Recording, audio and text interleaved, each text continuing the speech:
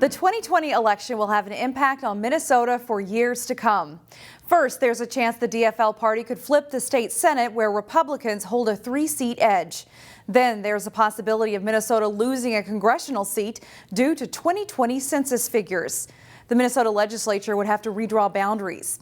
Here's Delane Cleveland with more on that story. In every neighborhood around the state, election season is almost over. It is possible. But for Hamlin political science professor David Schultz, nearly every season is election season. I actually spend a lot of time looking at the numbers. That what I'll try to look at is who's won a district in the past.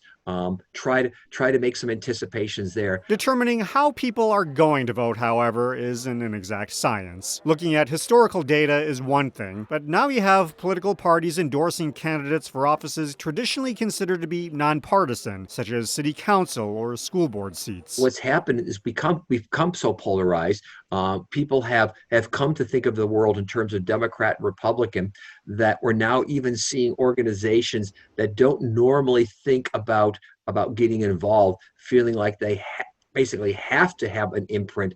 And part of it is because they want to influence public policy. Schultz says we are now in an era where many voters go straight down the line on their ballots. If they support the president, for example, they'll vote for every candidate in the same political party. We used to have a more frequent era where people would split ticket vote.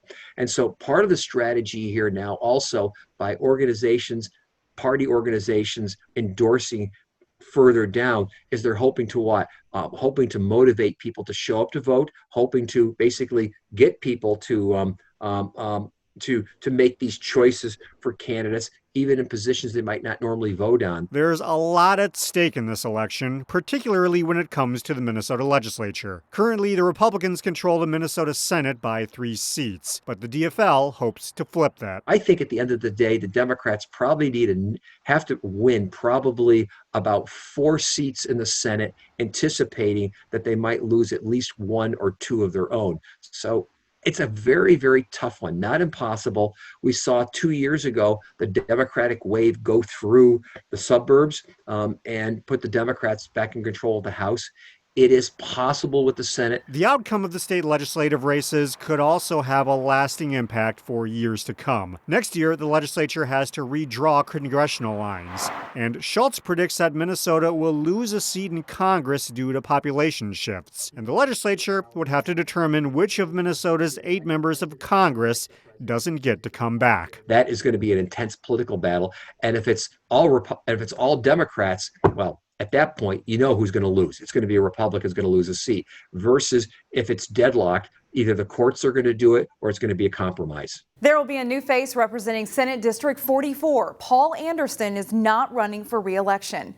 In District 44, which covers almost all of Plymouth, voters will choose from Republican Greg Pullis and DFL candidate Ann Johnson Stewart. Hi, I'm Greg Pullis, and I'm running for the state Senate to represent Plymouth, Minnetonka, and Woodland.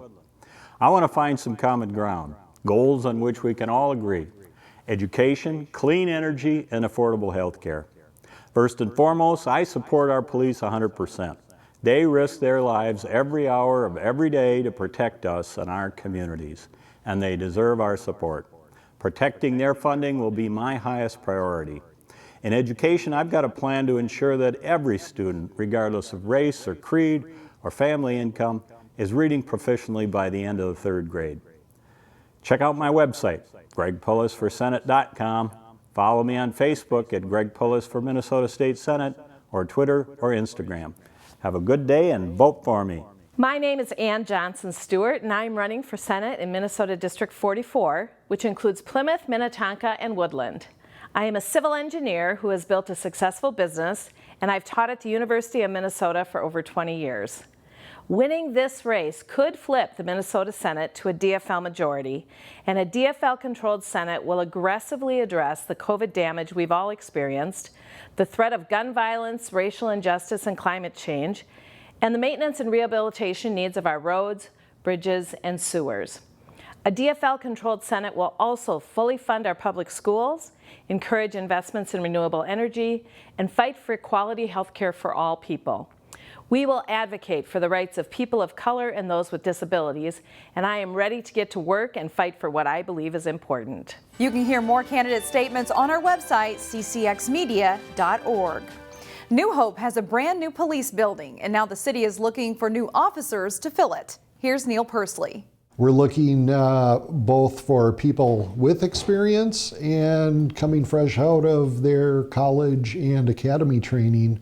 People like Brianna Vierling, who came to drop off her application for police officer with the city. She will be finishing her academy training this December. So I kind of just grew up around law enforcement and firefighters, and it always interested me as a kid. New Hope is at full staff with 34 officers. Currently, they have 30. Police officers must possess a unique combination of skills. Local police departments aren't just competing with other law enforcement agencies for new officers. And negative sentiments about law enforcement haven't helped draw candidates. They may be less likely to choose a field like law enforcement as opposed to something else. Negative public opinions won't deter Brianna in her search for a career as a police officer. I know that there are great police officers still out here today, and they just want the best for their community and their police department. We're looking for the right person. Not only that's the right person and the right fit for us, but more importantly, that we're the right fit for a candidate that's looking for a department. If you're interested in joining the New Hope Police Department, check out their Facebook page and scan their pages on the city's website. In New Hope, Neil Persley, CCX News.